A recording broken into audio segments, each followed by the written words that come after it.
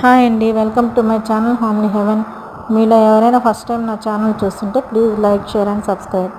ముందుగా దేవుడి దగ్గర దీపారాధన చేసేసుకొని వంట చేస్తున్నానండి. ఈరోజు గురువారం కదా, బీరకాయ పచ్చెనపప్పు కూర రసము పెడదాం అనేసి పచ్చెనపప్పు ఉడకబెట్టి పక్కన పెట్టేశాను. నీళ్ళు వడగట్టేసి దాంట్లో చింతపండు వేసి నానబెట్టాను రసానికని. తర్వాత అల్లము, పచ్చిమిరపకాయలు, జీలకర్ర వేసి గ్రైండ్ చేసి పెట్టుకున్నాను.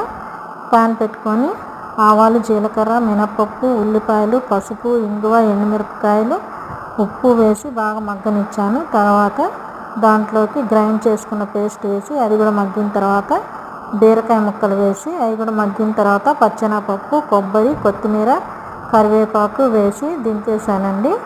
అంతే, బీరకాయ పచ్చెనపప్పు కూర రెడీ అయిపోయింది. పులిహోర కూడా కలిపేశాను దేవుడికి. తర్వాత రసం పెట్టేసి దేవుడి దగ్గర కూడా పూజ చేసేసానండి.